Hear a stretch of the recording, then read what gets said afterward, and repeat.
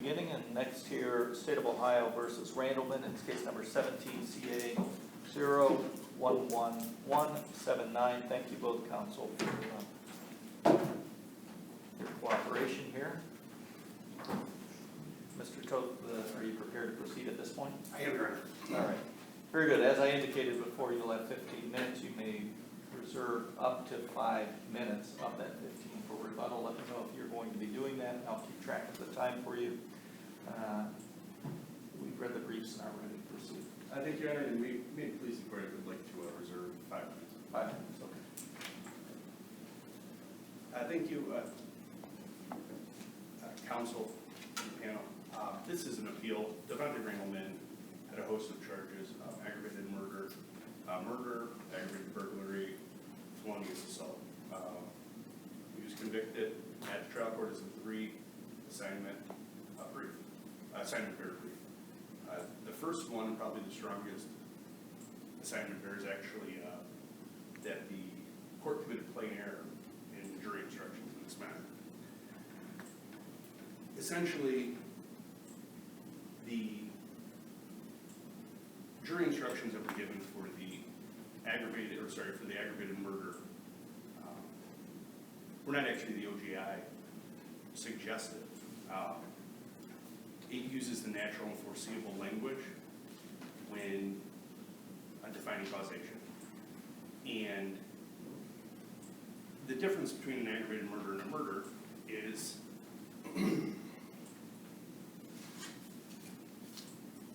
let me rephrase that. When the trial court put in the regular definition for causation that applies generally to criminal offenses, the natural and foreseeable consequences of the act, when they put that into the aggravated murder count, what you were doing is you were adding, essentially, additional civil law to that instruction. So, aggravated murder that occurs during, it's either prior calculation and design, or you have the other way, it's that you purposely cause the death while committing predicate offenses of A, X, Y, Z. There's still that purposeful. Now, Didn't the court instruct the jury that purpose was an essential element of aggravated murder? correct, but what happens is when you're putting in the causation into those other offenses, what you're essentially doing is you're adding, when you're adding the natural consequence, or the natural and foreseeable consequences, what you're doing is you're basically negating that ability to have to show that purposeful, okay? Because natural and foreseeable consequences of an aggravated murder. Okay, well, the death occurring during that, yeah, that's murder. This is not an appeal of the murder counts. This is appeal of the aggravated murder convictions. Very specific. When they added that extra language, that natural and foreseeable consequences, that is essentially, that is what a normal conviction for murder is. Okay, you commit a felonious assault, guy falls down, hits his head on concrete, 2 weeks later he dies. That is a natural and foreseeable consequence. Okay, that's murder. So did the court also instruct that the defendant must specifically intend to cause death of another, an instruction of that nature as well? Well, they gave the purposeful. So they gave the normal purposeful, and the causation was the same for all of the counts. So both the aggravated murder and the murder. And I mean, actually, the comment in OJI actually discusses about by adding the natural and foreseeable consequences language into the jury instruction, what you're doing is you're putting in basically proximate cause torts in law school. You're putting that element into the aggravated murder. Now, what that is, that's what a normal murder conviction is. And it's confusing for a jury because if you go through their mind, okay, purposely causing that. Okay, specific intent. All right, so we heard that Devontae breaks into this house. When he's in this house, the guy comes home midway through. He shoots him. Oh yeah, that's natural, foreseeable. This case is very, for a better word, funky because essentially the state argued that Mr. Randleman wasn't the other person involved was never, prosecutor never found. So both Randleman and the victim are both drug dealers. Randleman got out of prison in February. This happens in August. By that point, he'd already been worked a couple jobs, was out. So Randleman and this unknown person go to ransack the house. And they found wrappers for kilos, so bricks, 2.1, 2.2 pounds of cocaine in the house. Basically, they went there to steal money, drugs, and guns. It was a theory of the state that during mid-burglary, he comes home. I guess the victim in the case had a pretty normal routine where he went to a strip joint in Brunswick on Saturday nights and then came back. Well, I guess it was kind of surmised that he came home early. To the point where Mr. Randleman, his DNA was found on a gun on top of a dresser in the upstairs bedroom. So what they thought is that if he left his gun there, they probably were getting out of there in a hurry. To the point where they left an ounce of cocaine on a counter. In the closing arguments, the state even had, we don't think Mr. Randleman did it, but he was there. And it gets even worse because Mr. Randleman runs out of the house and drops his phone. And the great law enforcement investigation, they were able to track that back to a Best Buy in Sandusky, where his girlfriend used her own name to register the phone. So it wasn't on the phone because the phone was remotely linked the following day. But the gist of the case was that actually Mr. Randleman wasn't the gunman. Was he there? Well, the evidence is pretty strong. And that's why it's such a limited appeal. It's not on the murder convictions, it's on that aggravated specific. Now, going to the third assignment of error, which is probably arguably the second strongest, is that sufficiency, that the state didn't produce any evidence to show that there was that purposeful killing of the victim here. Why? First off, the mens rea. You have to show that specific intent. The state's whole argument was that they came home in the middle of it, they're running out, victim gets shot, it wasn't Mr. Randleman. Understanding that, once again, that's pretty solid murder. The difference between aggravated murder is 30 to life and 50. Doesn't the law infer purpose or purposefulness when a firearm is used? Actually, that's another one of the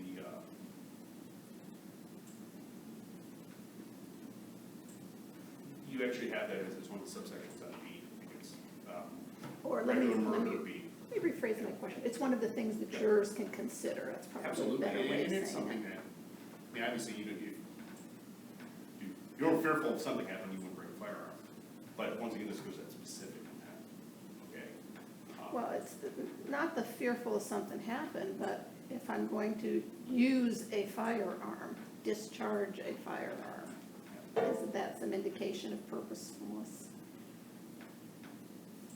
And I think it should approximate, I don't know if it was that purposeful, because, and don't forget the evidence here is that and the state presented it, and their closing was that Mr. Randleman actually left his gun outside, or upstairs in the house, and they were running, and so the victim was killed in his garage, or he was shot in his driveway / garage coming into his house. And it was the thought that it was as they were rushing out of the house, the co-defendant shot him 4 or 5 times.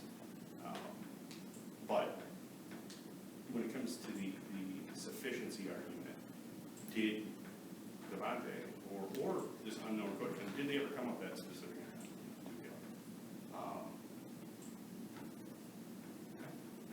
The evidence presented was that this is something that happened as a result of the burglary that they were running out. This wasn't like a case where there was some sort of presentation of evidence of, we're going to, it's a murder for hire for Mr. Dukes, the victim in this case. All right, counsel, let me ask you this, because I've been trying to think of a scenario. Isn't there a difference between them running out and countering him pushing him out of the way, he slams his head, hits it in such a way, and he dies. Isn't that the murder you're talking about, as opposed to discharging a weapon at him? Well, so we're one step removed too, because not only is this a co-defendant that is shooting the gun and they're both running out, but arguably, yes, but you know, that purpose, did we come up with that specific intent that I'm going to kill Mr. Dukes right now as I get out? Or was this one of those things where you run out, there's a guy right there, boom, boom, boom, you keep on running? Okay, that is a natural and foreseeable consequence. Okay, was there this specific intent as they were entering that house 2 hours before to start looking for cocaine and guns and money, that, hey, when this guy gets home, we're gonna lay in wait and we're gonna shoot him? But doesn't the statute also include while fleeing from? Correct. So I would agree with you. I don't know where there would be any evidence that they went in with that intention, but what about on the way out? And that was the issue, is that now all of a sudden when you have these jury, and that's not sufficient, but it goes back to jury instructions, now when you add in that extra proximate causation, basically, argument, now you're confusing the issue. Okay, you're adding in a new, basically a cop-out in a way on that jury instruction, where you can say, well, you know what, we don't have to actually come to the decision of, did Mr. Randleman go in there with that intent? And it's natural and foreseeable consequence. Yeah, of course, he's committing a robbery, he's a convicted felon. What did you think was gonna happen? And that's where, really on that first assignment of error, that's where this comes up. Okay, all of a sudden, you're basically giving, the state doesn't have to prove that specific committed murder, they just, so is it something that's proximate? So I don't want to interrupt you, but you're at 4 minutes left total time right now, and you're welcome to continue arguing, but I'll send the rest for a bubble, thank you. All right, you'll have 4 minutes up.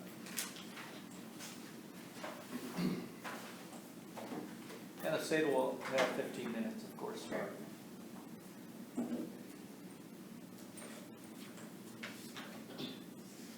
May it please the court, Lindsay Popmarkey on behalf of the state of Ohio. I will first address Randleman's second assignment of error regarding the jury instructions on causation, which I believe is somewhat interrelated to his third assignment of error on sufficiency. Second assignment is there is the. I'm sorry, the first assignment of error on causation. I'm sorry. Here, Randleman is asserting that the trial court improperly instructed the jury as to causation because when it instructed the jury on cause, it used the natural and continuous sequence language. And essentially, he's arguing that that language substituted for the purposeful mens rea element of aggravated murder. He has conceded, however, that because the trial counsel failed to object to the use of this instruction, that this court's review is limited to plain error. Although the Supreme Court has expressed some concern with the use of this instruction for aggravated murder counts, it has consistently held that the use of this instruction is not error when the instructions as a whole make clear that a jury must find purpose to kill in order to convict. And to that end, jury instructions must be reviewed as a whole and not in isolation. And Judge Teodosio, as you indicated, the jury here was instructed that it need to find purpose in order to convict, and that Randleman specifically intended to cause the death of his victim. The jury was specifically instructed that the state had the burden of proof to prove Randleman's guilt beyond a reasonable doubt, that all the essential elements of aggravated murder need to be proven beyond a reasonable doubt, that purpose is an essential element of the offense of aggravated murder. The judge extensively instructed on the definition of purpose, and therefore the instructions as a whole made clear that the jury was required to find purpose in order to convict Randleman of aggravated murder. Therefore, the state submits there was no plain error in the use of the jury instruction on causation. Do the comments to the jury instructions recommend that the continuous sequence instruction not be used in an aggravated murder trial? I'm sorry? I know there's a comment to the jury instructions. Do they recommend that the court not use the continuous sequence general instruction of The purpose OJI comments, in an aggravated murder case? I believe they make a recommendation that it introduces a civil element to the aggravated murder, in aggravated murder cases, and I believe that they do make that recommendation. Although the Ohio Supreme Court has expressed that it's not reversible error where the instructions on a whole make clear that purpose is, you know, to be found. Okay, thank you. As to the purpose, as to the sufficiency argument here, the state would submit that there was sufficient evidence presented to find that Randleman purposely caused the death of his victim to support his conviction for aggravated murder. As we've heard, the victim in this case was shot to death in his driveway after his apartment was forcibly broken into, ransacked, and stripped of money, guns, and drugs by Randleman and his unidentified cohort. The two then fled the scene, dropping multiple pieces of evidence along their way, and the victim suffered 4 gunshot wounds. He was shot not once, but 4 times. 2 of those bullets passed through his heart, causing him to bleed to death. Here there was sufficient evidence presented that Randleman, working along with another individual armed with handguns, forcibly entered the victim's apartment after torching the front door. The evidence demonstrated that the victim's apartment, which was normally left neat and clean, was ransacked, again, for money, drugs, and guns. A gun with Randleman's DNA was found in the second bedroom of the apartment, and a separate murder weapon, which was used to shoot the victim, was never located. Randleman's sunglasses and iPhone were located a mere 19 feet away from the victim's dead body. The scene reflected that 2 separate flight paths were taken, with evidence discarded along the way. Thus, Randleman and his cohort devised a common scheme whereby they forcibly entered the victim's apartment, armed with handguns, deadly weapons, and ultimately shot and killed the victim with one of those weapons. They then fled the scene. Based on that evidence, the jury received an instruction on complicity, on aiding and abetting,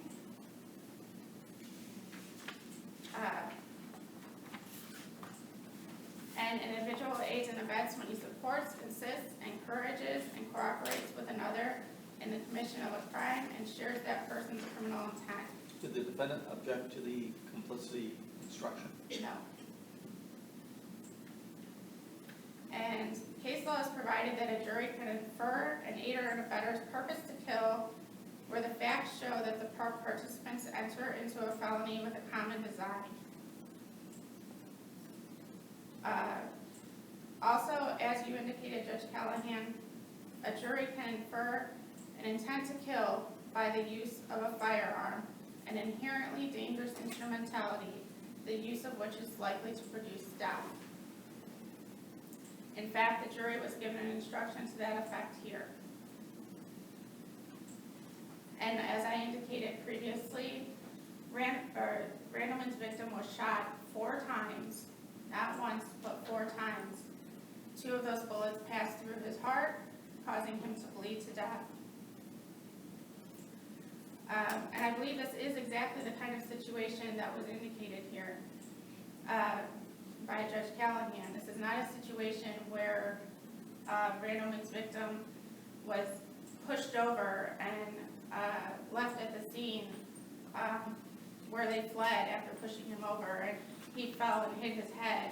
This is a situation where these men shot him 4 times intentionally, striking his heart and leaving him to bleed to death on the ground, and fled the scene. We would submit that Randleman entered into felonies with a common design whereby he planned and participated with his cohort while armed with deadly weapons.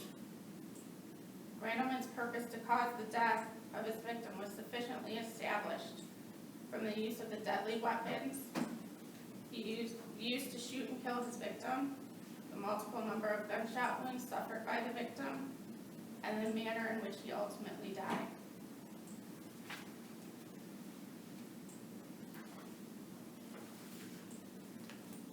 The state would also submit briefly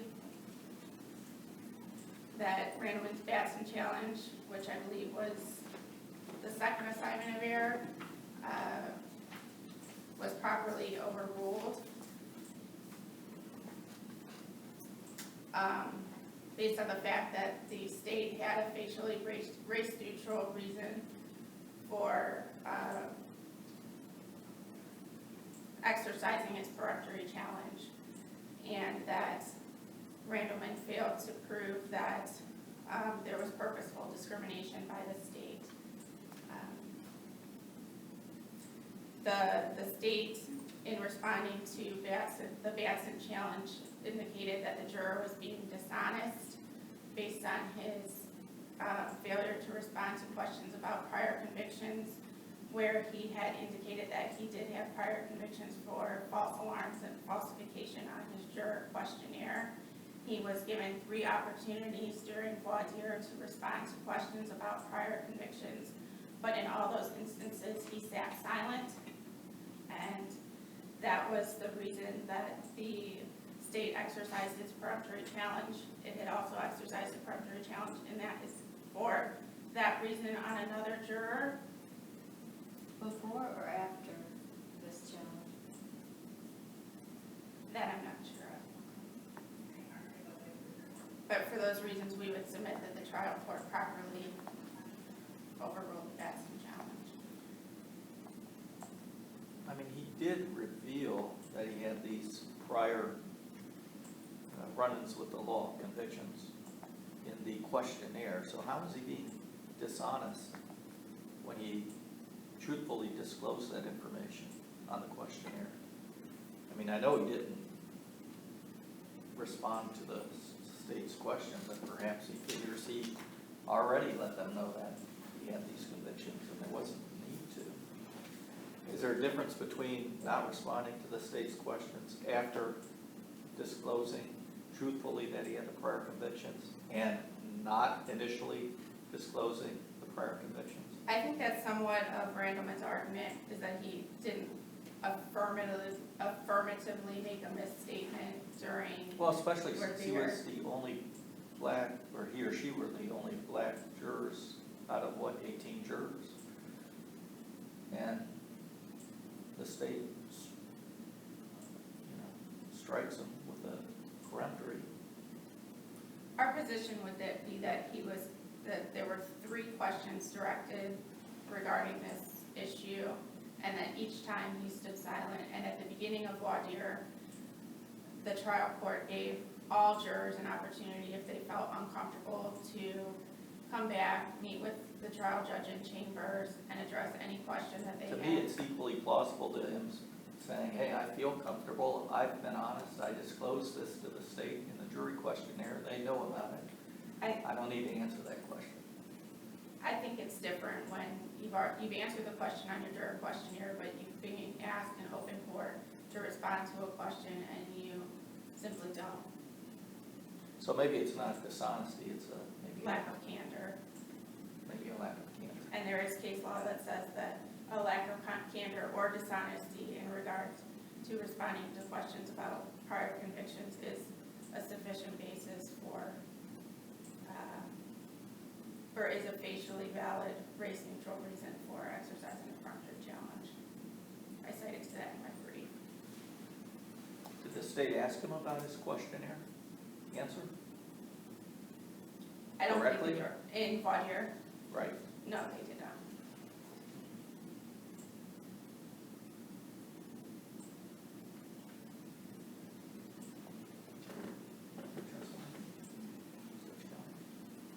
Anything further?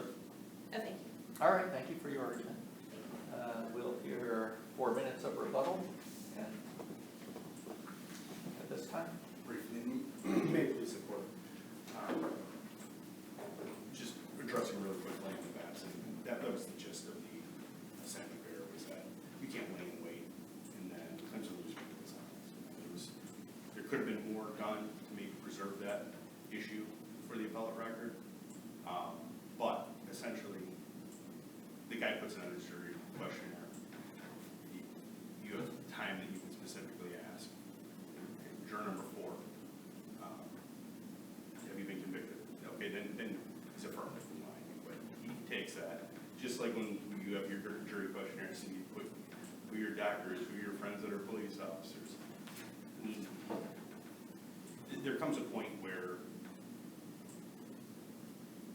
do something. I mean, if you ask him about his convictions from over a decade ago about dishonesty and you don't like the answers, then you can cite to that. Okay, and okay, if we didn't like his reasoning here, but essentially you're lying in wait. And that was the gist of this, Batson. Is it a hard burden in this? Yes, because you have that clearly erroneous language that I cited to in the brief. But that being said, you're lying. You're laying in wait, and the person discloses. This is something that all the parties have, the court has, where you're saying, yes, I did this. And I believe the second juror was struck after, I'm not 100% certain of that. But coming from this jurisdiction where we don't have that, I mean, there's 24 jurors brought up. One of the Was it 24? One I have 24, not. and so then back to the assignment of one, just I'm asking, when you're adding that proximate causation language, you're making this confusing to the jury. You look into the brief, they cite to actually what Supreme Court hasn't said it's error to give that instruction, give the entirety of the jury instructions. and it also says the entirety of the jury instructions, and also it was reported as what your closing arguments are.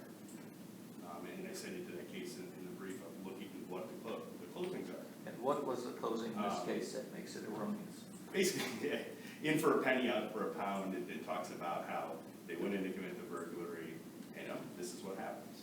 And that kind of adds to that where you're adding approximate causation essentially to the purposefully during the predicate offense. And what you're doing is you're laying down that where they don't have to show that specific purpose to kill that person when the predicate offense was being committed, instead of something that happened because they were committing that offense. This wasn't a thing where Devontae Randleman and this unknown person were paid to go specifically kill this man. And that's why it's so limited, and it's not an argument on all the counts. It's not that. Thank you. All right, thank you both for being present this morning and arguing. The court will take the matter under advisement, issue a decision in due course. Of course, the clerk of courts will mail you each a copy of the decision on the day it is released. And these decisions are also posted on the Supreme Court of Ohio's website. Thank you both again for working together as well.